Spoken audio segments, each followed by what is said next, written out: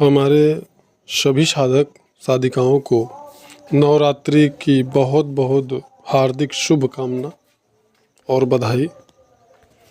और साथ में जो साधक हमारे द्वारा नवरात्रि के लिए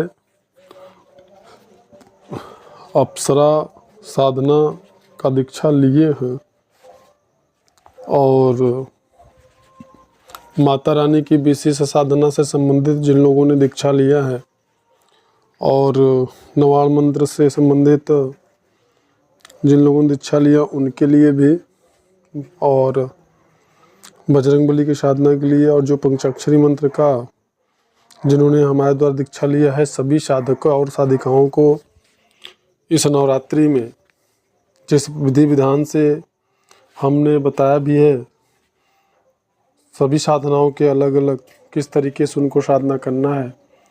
और इससे संबंधित हम ये भी बता दें कि नवरात्रि में जब हम किसी भी साधना को करते हैं तो फिर उस साधना का विशेष लाभ हमें प्राप्त होता है।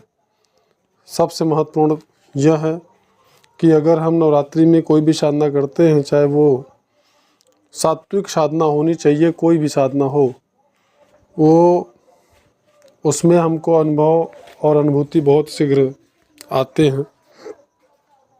ऐसा इसलिए क्योंकि जो नवरात्रि में साधना की जाती है, नवरात्रि सात्विक शक्तियों का एक सिद्ध बेला या सिद्ध काल होता है पूरा, जितना नवरात्रि का समय होता है। ऐसे स्थिति में जब हम किसी साधना को करते हैं तो ऊर्जा सर्व जो व्याप्त होती है वो बहुत ज़्यादा प्रभावशाली रूप में व्याप्त रहती है, जिसके परिणाम स्वरूप हमें अनुभव और अनुभूति थोड़ा जल्दी आने लगते हैं। तो यहाँ पे जो लोग भी साधना से संबंधित हमसे दीक्षा लिए हैं, किसी भी साधना से संबंधित हो, चाहे वो भगवान भोले बाबा के पंचाक्षरी मंत्र का हो, और चाहे नवार मंत्र का हो, चाहे अप्सरा साधना संबंधित हो, अथवा किसी कवच को सिद्ध करने से संबंधित हो, या बजरंगबली की साधना को सिद्ध करने से संबंधित हो, सभी को मैं ये बताना चाहूँगा कि नवरात्रि काल में साधना करना आसान जरूर होता है, लेकिन किसी प्रकार की गलती नहीं करना चाहिए। जो भी अगर किसी प्रकार की किसी को समस्या होती है तो फिर वह ग्रुप में अपने प्रश्न को डाल सकता है, या हमको पर्सनली नंबर पे मैसेज कर सकता है। हमें जब भी समय मिलेगा हम उनसे संपर्क कर लेंगे। हम साधकों को ज़रूर उनकी समस्या के समाधान के लिए प्रयास करते हैं कि हमारे लायक अगर कोई समस्या है तो हम उसके बोलने से पहले उसकी समस्या का समाधान करते हैं।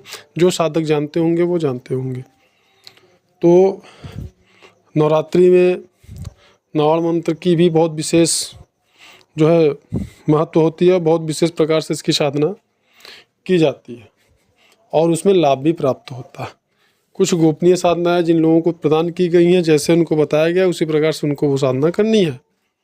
किसी प्रकार का अगर कोई शक है तो वो हमसे संपर्क कर सकते हैं।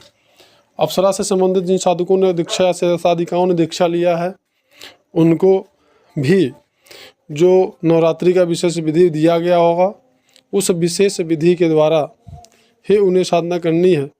और जो जिन भी साधकों को जैसा भी अनुभव आता है, वह सभी साधक हमसे वो अनुभव शेयर करें। अगर किसी प्रकार की कोई समस्या आती है, रुकावट आती है साधना में, वो हमसे शेयर करें।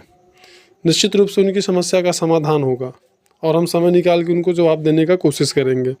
हम काफ़ी समय से वीडियोज़ नहीं डाल रहे हैं, पर साधकों की जो हमारे द्वारा जो सहयोग साधकों या साधिकाओं को हो सकता है वो ज़रूर जारी है और समय समय पे वीडियोज़ आते रहेंगे। अगर किसी प्रकार की समस्या साधना में आती है, साधना से संबंधित कोई भी प्रश्न है, तो उसका जवाब हम जरूर प्रयास करेंगे कि आपको दें। तो इसलिए आप सभी को हमारी तरफ से आशीर्वाद है, आपकी साधना जो है अच्छी हो, उच्च अवस्था प्राप्त हो, आपकी मनोकामना पूर्ण हो। तो यहाँ पर मैं सिर्फ इतना ही कहना चाहूँगा आप सभी से कि साधना में किसी प्रकार का कोई असावधानी या कोई विधि में, विधान में या मंत्र जाप में किसी प्रकार की कोई गलती ना करें।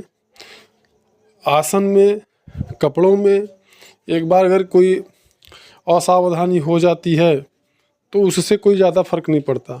लेकिन अगर मंत्र उच्चारण आपका शुद्ध नहीं, मंत्र जाप जो होता है अगर वो शुद्ध नहीं है, मंत्र का उच्चारण आपका शुद्ध नहीं है, तो फिर गलत होगा, फिर आपको नुकसान हो सकता है। अगर आपका उच्चारण अशुद्ध है या उच्चारण का जो लय है सही नहीं है, तो निश्चित रूप से साधना में आपको नुकसान हो सकता है। और इसलिए हमने सभी को, जो भी मैं किसी को अगर देता हूँ दीक्षा, तो मैं अपने द्वारा उस मंत्र का उच्चारण करके उनको दिखाता हूँ, बताता हूँ, समझाता हूँ। तो इसमें किसी प्रकार की असावधानी ना बरतें। और जो आपका संयम है, संयम में किसी प्रकार की कोई असावधानी ना बरतें। हमें उम्मीद है कि जिन्होंने भी हमारे द्वारा दीक्षा लिया है अभी तक सब सफल रहे हैं, और आप लोग भी हमारे द्वारा जो दीक्षा आपको प्रदान किया गया है, प्राप्त हुआ है, उसमें आप लोग निश्चित रूप से सफल होंगे। तो ये जानकारी सभी साधकों के लिए है, सभी साधिकाओं के लिए है, और सभी प्रकार की साधनाएं जो हमारे द्वारा आप लोगों को प्रदान की गई हैं, उसमें यह जो हमारी जानकारी थी, जो समझाना था, वो सबके लिए। तो ध्यान रहे किसी प्रकार की कोई गलती ना करें, और साधकों को जो